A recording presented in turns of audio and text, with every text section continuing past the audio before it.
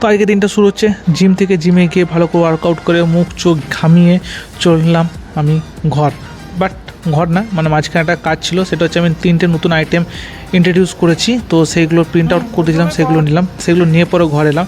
ঘরে এসে আমি যে মাল সেটা রেডি করলাম আমার দোকানে, তো সেগুলোকে বক্সে প্যাক করে ফ্রিজে রাখলাম। দিয়ে স্নান টান করে ঢুকে পড়লাম আমি আমার ঠান্ডা রুমে, কারণ বাইরে এত গরম যার পাচ্ছিলাম না। তো একদম ঠান্ডা রুমে ঢুকে পড়লাম। তারপর কিছুক্ষণ পরে দেখছি বৃষ্টি নামিয়ে দিল।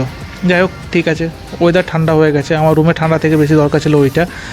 আর তারপরে আমার এলো একটা পার্সেল, সেটা কি সেটা দেখাচ্ছি। যে এরকম আমি লাইট অর্ডার করেছি, আর এই লাইটটা আমি লাগাও আমার দোকানে, তো তার জন্য এটা অর্ডার করে রেখেছিলাম। আর আজকে আমি যে দুটো নতুন আইটেম ইন্ট্রোডিউস করেছিলাম, সেই দুটো আইটেমের অর্ডার এসেছিলো। সেটা হচ্ছে ড্রাই চিলি চিকেন আর প্যান ফ্রাইড মোমো। তারপর দোকানপাট গুছিয়ে সমস্ত কিছু পরিষ্কার করে চলে এলাম ঘরে এসে একটু এদের সাথে টাইম পাস করলাম।